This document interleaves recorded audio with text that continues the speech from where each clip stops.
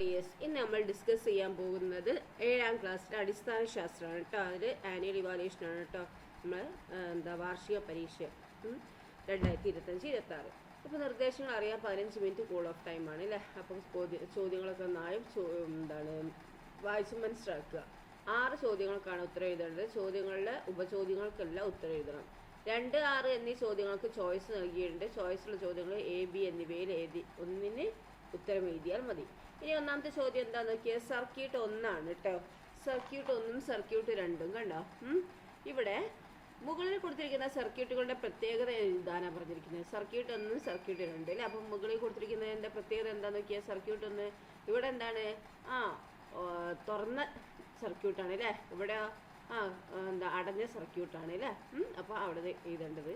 അപ്പോൾ ഇവിടെ എന്താണ് തുറന്ന സർക്യൂട്ട് എന്ന് എഴുതുക ഇവിടെ അല്ലേ. ഇത് തുറന്ന സർക്യൂട്ടും ഇതെന്താണ് അടഞ്ഞ സർക്യൂട്ട് അല്ലേ. അപ്പോൾ ഇവിടെ ഒന്നുള്ളിട്ട് എന്താണ് തുറന്ന സർക്യൂട്ടിന് എഴുതുക. ദെൻ അടുത്തത് എന്താണ് രണ്ടാമത്തത് അടഞ്ഞ സർക്യൂട്ടിന് എഴുതുക കേട്ടോ.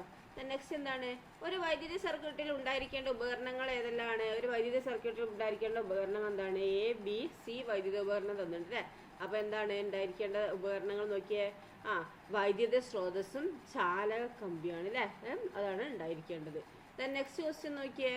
എന്താണ് ശരീരത്തിലൂടെ വൈദ്യുതി പ്രവഹിക്കുമ്പോൾ ഷോക്ക് ഏൽക്കുന്നു. എന്തുകൊണ്ട്? ഷോക്ക് ഏൽക്കാൻ സാധ്യതയുള്ള 2 സാഹചര്യങ്ങൾ എഴുതാനാണ് പറഞ്ഞത്. എന്താണ് ശരീരത്തിലൂടെ വൈദ്യുതി പ്രവഹിക്കുമ്പോൾ ഷോക്ക് ഏൽക്കുന്നത്? നമ്മുടെ ശരീരത്തിൽ എന്താണ് ബ്ലഡ് ഉണ്ട് അല്ലേ. അപ്പോൾ എന്താണ് അത് വെള്ളമല്ലേ. അപ്പോൾ എന്താണ് നമുക്ക് എങ്ങനെ എഴുതാൻ നോക്കിയേ. ജീവനുള്ള കോശങ്ങളിൽ വെള്ളത്തിന്റെ സാന്നിധ്യമുള്ളതിനാൽ ശരീരം വൈദ്യുതി ചാലകമാണ് അല്ലേ. പിന്നെന്താണ് ഇൻസുലേഷൻ ഇല്ലാത്ത ഒരു ബാഹ്യ വൈദ്യുതി സ്രോതസ്സുമായി ശരീരം സമ്പർക്കത്തിൽ വരുമ്പോൾ എന്താണ് ശരീരത്തിൽ കൂടി വൈദ്യുതി കടന്നു പോകുന്നു. ദെൻ നെക്സ്റ്റ് ക്വസ്റ്റ്യൻ എന്താന്ന് നോക്കിയേ.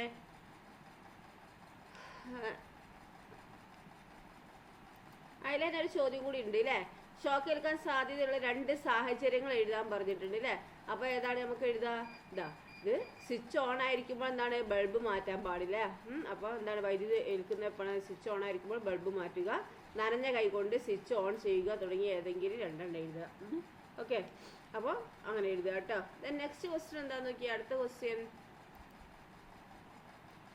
2 കേട്ടോ. 2A 2B 2 ഭാഗങ്ങളുണ്ട് അല്ലേ. അതിൽ 2A 2B ഏതെങ്കിലും എഴുതിയാൽ മതി. നോക്കിയേ ഐസ് പെട്ടിയുടെ നിർമ്മാണത്തിൽ ഉപയോഗിക്കുന്ന വസ്തുക്കളാണ് എന്ത് കുചാലക പെട്ടി, തെർമോക്കോൾ. വെള്ള ഇനാമൽ പെയിന്റ് ഇവ ഉപയോഗിക്കുമ്പോൾ എന്തൊക്കെ രീതിയിലുള്ള താപപ്രേഷണമാണ് കുറയ്ക്കാൻ കഴിയുക. ഉപയോഗിക്കുന്ന വസ്തുവും താപപ്രേഷണ രീതിയും. തെർമോക്കോളിൽ എന്താണ് താപപ്രേഷണ രീതി. അപ്പൊ എന്താണ് ചാലനാണ് അല്ലെ. ഇനി സംവഹനം എന്താ വരുന്നത് നോക്കിയാൽ. സംവഹനം നോക്കൂ പെട്ടിയുടെ അടപ്പാണ് അല്ലെ. പിന്നെന്താണ് നമുക്ക് ഏതെങ്കിലും ഇത് എഴുതാനാണ് പറഞ്ഞിരിക്കുന്നത് അല്ലെ. ഇനാമൽ പെയിന്റും വികിരണവും എഴുതുക കേട്ടോ. അവിടെ നിങ്ങൾക്ക് ഉപയോഗിക്കുന്ന വസ്തു എന്താണ് ഇനാമൽ പെയിന്റ്, പിന്നെ അത് വികിരണത്തിന് വേണ്ടിയിട്ട്. ഇനി എന്തെങ്കിലും ഉണ്ടെങ്കിൽ നിങ്ങൾക്ക് എഴുതാം കേട്ടോ. ദെൻ നെക്സ്റ്റ് ക്വസ്റ്റ്യൻ നോക്കൂ. താഴെ കൊടുത്തിരിക്കുന്നതിൽ മെർക്കുറിയുടെ ഏത് സവിശേഷത പ്രയോജനപ്പെടുത്തിയാണ് തെർമോമീറ്റർ നിർമ്മിച്ചിരിക്കുന്നത്. ഏത് സവിശേഷത പ്രയോജനപ്പെടുത്തിയ തെർമോമീറ്റർ നിർമ്മിച്ചിരിക്കുന്നത് ഏതാണ്? ചെറിയ താപനിലയിലും എന്താണ് സങ്കോചിക്കാനും വികസിക്കാനുമുള്ള കഴിവാണ് കേട്ടോ. ചെറിയ താപനിലയിലും സങ്കോചിക്കാനും വികസിക്കാനുമുള്ള കഴിവാണെന്ത് ഈ തെർമോമീറ്റർ നിർമ്മിച്ചിരിക്കുന്നതിൽ പ്രയോജനപ്പെടുത്തിയിരിക്കുന്നത് അല്ലേ. നെക്സ്റ്റ് ക്വസ്റ്റ്യൻ നോക്കൂ. താഴെ കൊടുത്തിരിക്കുന്നവയിൽ സന്ദർഭങ്ങൾ നടക്കുന്ന താപപ്രേഷണ രീതികൾ ഏതൊക്കെയാണെന്ന് കണ്ടെത്തി പട്ടിക പൂർത്തിയാക്കാനാണ് പറഞ്ഞിരിക്കുന്നത്. അപ്പോൾ താഴെ കൊടുത്തിരിക്കുന്ന സന്ദർഭങ്ങൾ നോക്കിയേ. ഗ്യാസ് സ്റ്റൗവിലെ തീനാളത്തിൽ നിന്നും പാത്രത്തിലെ വെള്ളത്തിന് ചൂട് ലഭിക്കുന്നു. അപ്പൊ എന്താണ് സന്ദർഭം? ചാലനാണ് അല്ലെ. അടുത്ത തെർമോഫ്ലാസ്കിന്റെ ഇരട്ട ഭിത്തികൾക്കിടയിലെ ശൂന്യ സ്ഥലത്ത് കൂടിയുള്ള താപപ്രേഷണം. ബി എന്താണ്? സി നോക്കിയാൽ നമ്മുടെ വീടുകളിലെ വെന്റിലേഷനിലൂടെയുള്ള താപപ്രേഷണം. അപ്പൊ നമുക്ക് ബിയും സിയും എന്താണ് നോക്കിയാൽ വികിരണം സംവഹനമാണ് കേട്ടോ. എന്താണ് വികിരണം സംവഹനം. നെക്സ്റ്റ് ക്വസ്റ്റ്യൻ എന്താ നോക്കിയേ. 2B അല്ലേ. ചുവടെ കൊടുത്തിരിക്കുന്ന ആശ്രയ ചിത്രീകരണം ശ്രദ്ധിക്കുക. അതിൽ വിട്ടുപോയ ഭാഗങ്ങൾ പൂർത്തിയാക്കാനാണ് പറഞ്ഞിരിക്കുന്നത്. ഓക്കെ, രക്തം അല്ലെ, യൂറിയ ഇവിടെ അല്ലെ ഓക്സിജൻ ഉണ്ട്, കാർബൺ ഡൈ ഓക്സൈഡ് ഉണ്ട്, യൂറിയ ഉണ്ട് അല്ലേ. അപ്പൊ ഇത് വിട്ടുപോയ ഭാഗം ഏതാണ്? അപ്പൊ നമുക്ക് ഇവിടെ A എന്താ എഴുതാൻ പറ്റുക? A ഇവിടെ എഴുതുന്നത് എന്താണ് ശ്വാസകോശം അല്ലെ, ഓക്സിജൻ. പിന്നെ കാർബൺ ഡൈ ഓക്സൈഡിന്റെ ഇവിടെ എന്താ എഴുതുന്നത് നമുക്ക് കോശങ്ങൾ അല്ലെ. ഇവിടെ കോശങ്ങൾ ഇതാ പിന്നെ യൂറിയൻ്റെ അവിടെ എന്താ കരളാണ് കേട്ടോ, കരളാണ് ഇത്. ദെൻ നെക്സ്റ്റ് ചെറുകുടലിൻ്റെ അവിടെ എന്താണ് പോഷക ഘടകങ്ങൾ അല്ലേ, എഴുതുക കേട്ടോ. ദെൻ അടുത്ത ബി എന്താണ് ചോദിച്ചിരിക്കുന്നത്, ശരീരത്തിന് ആവശ്യമില്ലാത്ത യൂറിയ രക്തത്തിൽ നിന്ന് പുറന്തള്ളുന്ന അവയവം ഏതാണെന്നാണ് ചോദിച്ചിരിക്കുന്നത്. ഏതാണ്? കരളാണ് അല്ലേ, സോറി വൃക്കകൾ അല്ലേ. എന്താണ് ചോദ്യം? ശരീരത്തിന് ആവശ്യമില്ലാത്ത യൂറിയ രക്തത്തിൽ നിന്ന് പുറന്തള്ളുന്ന അവയവം ഏത് അല്ലേ, വൃക്കകളാണ് കേട്ടോ. എന്താണ്? വൃക്കകൾ. സോറി മാറിപ്പോയതാണ് ചോദ്യം. എന്താണ്? ശരീരത്തിന് ആവശ്യമില്ലാത്ത യൂറിയ രക്തത്തിൽ നിന്നും പുറന്തള്ളുന്ന അവയവം ഏതാണ്? വൃക്കകൾ കേട്ടോ. നെക്സ്റ്റ് ക്വസ്റ്റ്യൻ നോക്കിയേ, രക്തത്തിലൂടെ എത്തുന്ന ഹാനികരമായ രാസവസ്തുക്കളെ നശിപ്പിക്കുന്നത് കരളാണ് അല്ലേ. കരൾ നിർവഹിക്കുന്ന മറ്റ് 2 ധർമ്മങ്ങൾ കൂടി എഴുതാനാണ് പറഞ്ഞിരിക്കുന്നത്. അപ്പൊ കരൾ നിർവഹിക്കുന്ന മറ്റ് 2 ധർമ്മം എന്താണ്? രക്തത്തിലൂടെ എത്തുന്ന ഹാനികരമായ രാസവസ്തുക്കളെ നശിപ്പിക്കുന്നത് കരളാണ് അല്ലേ.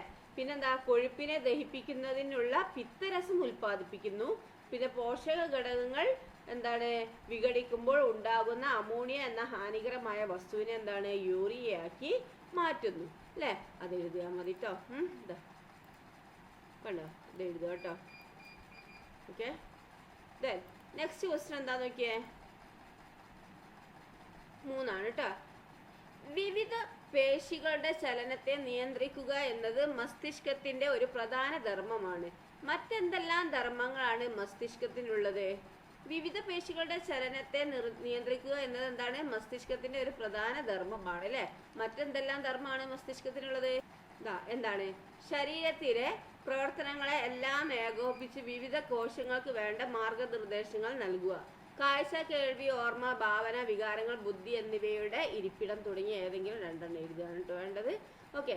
ദെൻ അടുത്ത ചോദ്യം എന്താ നോക്കിയേ, എന്താണ് അടുത്ത ചോദ്യം? മസ്തിഷ്കം കൂടാതെ മറ്റേതെല്ലാം ഭാഗങ്ങളാണ് നാഡീവ്യവസ്ഥയിലുള്ളത്? മസ്തിഷ്കം കൂടാതെ മറ്റേതെല്ലാം എന്താണ്? സുഷുമ്ന നാഡികൾ അല്ലേ. ഇതൊക്കെയാണ് കേട്ടോ. ദെൻ നെക്സ്റ്റ് നോക്കൂ, എന്താണ്? സി, മദ്യം, മയക്കുമരുന്ന് എന്നിവയുടെ ഉപയോഗം നാഡീവ്യവസ്ഥയെ എങ്ങനെയെല്ലാം പ്രതികൂലമായി ബാധിക്കും? എങ്ങനെയെല്ലാം? മദ്യം, മയക്കുമരുന്ന് എങ്ങനെയാന്നുള്ളത് എന്താക്കുക? മദ്യം, മയക്കുമരുന്ന് എന്നിവയുടെ ഉപയോഗം എന്താണ്? നാഡീവ്യവസ്ഥയെ എങ്ങനെയെല്ലാം പ്രതികൂലമായി ബാധിക്കുന്നുണ്ട്? നമുക്കറിയുന്ന കാര്യങ്ങളൊക്കെ എന്താക്കുക? നിങ്ങൾ എഴുതുക കേട്ടോ. അതൊക്കെ എന്താണ്? നമ്മളെ പല നാഡീവ്യവസ്ഥയിൽ എന്താണ്? നശിപ്പിക്കുന്നുണ്ട് അല്ലേ. അപ്പോൾ എന്താണ്? പല അവയവവും എന്താണ്? അത് കാരണം നിന്ന് പോകുന്നുണ്ട് അല്ലേ. അതൊക്കെ നമ്മൾ എന്താണ്? മരണത്തിന് വരെ കാരണമാകുന്നുണ്ട്. ഇതിനെക്കുറിച്ച് നിങ്ങൾ എന്താക്കുക? നിങ്ങൾ എഴുതുക കേട്ടോ. നെക്സ്റ്റ് നോക്കൂ, അമാവാസി, പൗർണമി, അർദ്ധചന്ദ്രൻ എന്നിവയെക്കുറിച്ച് ഒരു കുട്ടി രേഖപ്പെടുത്തിയ വിവരങ്ങളാണ് ചുവടെ കൊടുത്തിരിക്കുന്നത്. നോക്കിയേ, അമാവാസി, ചന്ദ്രന്റെ നിഴൽ ഭാഗം ഭൂമിയുടെ നിഴലിൽ വരുന്നു. പൗർണമി, ചന്ദ്രന്റെ പ്രകാശിത ഭാഗം ഭൂമിക്ക് അഭിമുഖമായി വരുന്നു. അർദ്ധചന്ദ്രൻ, ചന്ദ്രന്റെ പ്രകാശിത ഭാഗത്തിന്റെ പകുതിയും നിഴൽ ഭാഗത്തിന്റെ പകുതിയും ഭൂമിക്ക് അഭിമുഖമായി വരുന്നു. അപ്പോൾ ഇവിടെ തന്നിരിക്കുന്നത് 3 ഇതുണ്ട് അല്ലേ. അപ്പോൾ ഇവിടെ എന്താണ് ഓപ്ഷൻ തന്നിരിക്കുന്നത്? മുകളിൽ തന്നിരിക്കുന്നവയിൽ തെറ്റായ രേഖപ്പെടുത്തൽ ഏത് വെച്ചത് അത് കണ്ടെത്തി തെറ്റ് തിരുത്തി എഴുതുക. അപ്പൊ ഇത് ശരിയാണോ? അമാവാസിനെ കുറിച്ച് പറഞ്ഞത് ശരിയാണോ? ആണോ? അല്ല അല്ലേ, അത് തെറ്റാണ് അല്ലേ. അപ്പൊ നമ്മൾ എന്താ കൊടുക്കേണ്ടത്? ഇവിടെ കൊടുക്കേണ്ടത് അമാവാസിയെ കുറിച്ചുള്ള പ്രസ്താവനയാണ് തെറ്റിലെ. ചന്ദ്രന്റെ നിഴൽ ഭാഗം പൂർണ്ണമായും ഭൂമിക്ക് അഭിമുഖമായി വരുന്നതാണെന്ത്? അമാവാസി. ഓക്കെ. ദെൻ നെക്സ്റ്റ് ക്വസ്റ്റ്യൻ എന്താ നോക്കിയേ, സൂര്യഗ്രഹണം സുരക്ഷിതമായി നിരീക്ഷിക്കുന്നതിനുള്ള ഏതെങ്കിലും 2 മാർഗങ്ങൾ നിർദ്ദേശിക്കാനാണ് പറഞ്ഞിരിക്കുന്നത്. സൂര്യഗ്രഹണം സുരക്ഷിതമായി നിരീക്ഷിക്കുന്നതിനുള്ള ഏതെങ്കിലും 2 മാർഗം നമുക്കറിയാം എന്തൊക്കെ വെച്ചിട്ടാണ് എന്താണ് സൂര്യഗ്രഹണം നിരീക്ഷിക്കേണ്ടത് അല്ലേ. അപ്പോൾ നോക്കൂ, സോളാർ ഫിൽട്ടർ, കണ്ണട അല്ലേ, സോളാർ ഫിൽട്ടർ, കണ്ണട, പിൻഹോൾ പ്രൊജക്ടർ തുടങ്ങിയ എന്താണ് പിൻഹോൾ പ്രൊജക്ടർ അല്ലേ. ഏതെങ്കിലും 2 എഴുതുകയാണ് വേണ്ടത് കേട്ടോ. നെക്സ്റ്റ് ക്വസ്റ്റ്യൻ നോക്കൂ, കറുത്ത പക്ഷവും വെളുത്ത പക്ഷവും മൂലമാണെന്ന് വ്യത്യസ്ത ദിവസങ്ങളിൽ ചന്ദ്രൻ വ്യത്യസ്ത വലുപ്പത്തിലും ആകൃതിയിലും കാണപ്പെടുന്നത്. ചന്ദ്രന്റെ കറുത്ത പക്ഷവും വെളുത്ത പക്ഷവും എന്താണെന്ന് വിശദമാക്കാനാണ് പറഞ്ഞിരിക്കുന്നത്. അപ്പോൾ നമുക്ക് എങ്ങനെ എഴുതാത് നോക്കൂ, ചന്ദ്രന്റെ പ്രകാശിത ഭാഗം ഭൂമിയിൽ നിന്ന് കാണുന്നത് കറുത്ത വാവു മുതൽ വെളുത്ത വാവു വരെ കൂടി വരുന്നു. ഈ കാലയളവാണ് വൃദ്ധി അഥവാ വെളുത്ത പക്ഷം. ചന്ദ്രന്റെ പ്രകാശിത ഭാഗം ഭൂമിയിൽ നിന്ന് കാണുന്നത് വെളുത്ത വാവ് മുതൽ കറുത്ത വാവ് വരെ കുറഞ്ഞു വരുന്നു. ഈ കാലയളവാണ് ക്ഷയം അഥവാ കറുത്ത പക്ഷം അല്ലേ. അത് എഴുതുക കേട്ടോ. നെക്സ്റ്റ് ക്വസ്റ്റ്യൻ എന്താണെന്ന് നോക്കിയേ,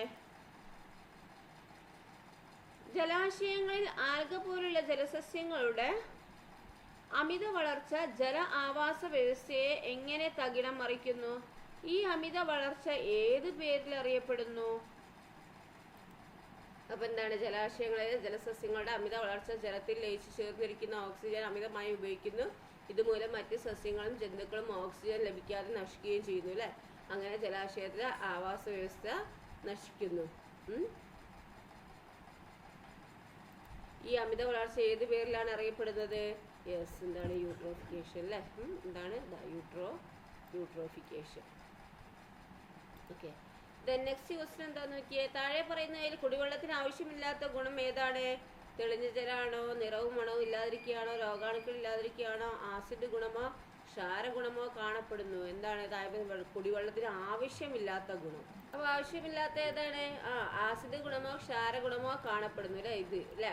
പിന്നെ ഇവിടെ പറയുന്നത് ജലമലിനീകരണത്തിന് കാരണമാകുന്ന ഏതെങ്കിലും 4 സന്ദർഭങ്ങൾ എഴുതാൻ പറഞ്ഞിട്ടുണ്ട്. അപ്പൊ ഏതൊക്കെയാണ് കാരണമാകുന്നത്? ഏതൊക്കെയാ നമുക്കറിയാം അല്ലെ. ആ 4 സന്ദർഭങ്ങൾ നിങ്ങൾ എഴുതുക കേട്ടോ. നെക്സ്റ്റ് ക്വസ്റ്റ്യൻ എന്താണ്? 6ാമത്തത്. മത്സ്യം കേടുവരാതിരിക്കാൻ ഉപയോഗിക്കുന്ന ഐസ് ശീതള പാനീയങ്ങളിൽ ഉപയോഗിച്ച് കൂടാത്തത് എന്തുകൊണ്ടാണ്? എന്താ ചോദ്യം നോക്ക് മക്കള്. മത്സ്യം കേടുവരാതിരിക്കാൻ ഉപയോഗിക്കുന്ന ഐസ് ശീതള പാനീയങ്ങളിൽ ഉപയോഗിച്ച് കൂടാത്തത് എന്തുകൊണ്ടാണ്? അത് നമുക്ക് പല രോഗങ്ങളും വരുത്തും അല്ലേ. ഏതാണ്? അമോണിയ അല്ലേ.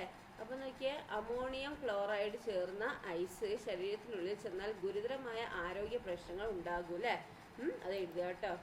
നെക്സ്റ്റ് നോക്കൂ. ഭക്ഷണാവശ്യത്തിനായി മത്സ്യം മാർക്കറ്റിൽ നിന്ന് വാങ്ങുമ്പോൾ ശ്രദ്ധിക്കേണ്ട എന്തൊക്കെയാണ്? ദുർഗന്ധമില്ലാത്തത് നോക്കണം അല്ലേ. പിന്നെന്താണ്? ചെകിള പൂക്കൾ തിളങ്ങുന്നതും പിങ്ക് നിറമുള്ളതും നോക്കുക. ഓക്കെ. പിന്നെന്താണ്? പുറംതൊലിയിൽ ചെറിയ തോതിൽ ഈർപ്പമുള്ളതും തിളക്കമുള്ളതും തുടങ്ങിയ ഏതെങ്കിലും 2 എണ്ണം എഴുതുക കേട്ടോ. നെക്സ്റ്റ് ക്വസ്റ്റ്യൻ എന്താ നോക്കൂ. ഇത് ഓക്കെ. നെക്സ്റ്റ് ക്വസ്റ്റ്യൻ എന്താണ്? സി.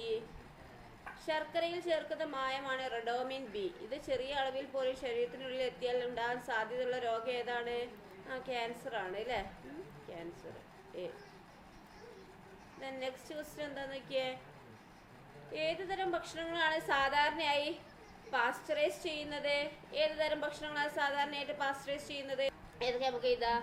വൈന്, പിന്നെന്താ? പഴച്ചാറുകൾ, പാല്, ഇവയിൽ പാല്, ഇതൊക്കെ അല്ലേ. അപ്പോൾ നിങ്ങൾ എന്താണ്? വൈന്, പഴച്ചാറുകൾ, പാലിന് എഴുതുക കേട്ടോ. ഏതെങ്കിലും 2 എണ്ണം എഴുതിയാൽ മതി. എന്നാലും നിങ്ങൾക്ക് അറിയുന്നത് എഴുതുക കേട്ടോ. നെക്സ്റ്റ് ക്വസ്റ്റ്യൻ എന്താന്ന് നോക്കിയേ. പാസ്ചറൈസ് ചെയ്യുന്ന ഭക്ഷണപദാർത്ഥങ്ങൾ കേടുവരാതിരിക്കാനുള്ള കാരണങ്ങൾ എന്തെല്ലാം വിശദമാക്കാനാണ് പറഞ്ഞിരിക്കുന്നത്. പാസ്ചറൈസ് ചെയ്യുന്ന ഭക്ഷണപദാർത്ഥങ്ങൾ കേടുവരാതിരിക്കാനുള്ള കാരണം എന്താണെന്നുള്ളത് നമുക്ക് അറിയാലോ. അതൊക്കെ വിശദമാക്കി എഴുതുക. നെക്സ്റ്റ്, പാസ്ചറൈസേഷൻ ആവിഷ്കരിക്കുന്ന ശാസ്ത്രജ്ഞൻ ആരാണ്? ലൂയി പാസ്റ്റർ അല്ലേ. ആരാണ്? ലൂയി പാസ്റ്റർ ആണ് ഈ പാസ്ചറൈസേഷൻ ആവിഷ്കരിച്ച ശാസ്ത്രജ്ഞൻ കേട്ടോ. നെക്സ്റ്റ് ക്വസ്റ്റ്യൻ എന്താ നോക്കിയേ. അപ്പോൾ ഇത്രയേ ഉള്ളൂ നിങ്ങളെ ക്വസ്റ്റ്യൻ പേപ്പർ. അപ്പോൾ നന്നായി പഠിക്കുക, നന്നായി ക്വസ്റ്റ്യൻ ആൻസർ ചെയ്യുക കേട്ടോ. Okay, thank you.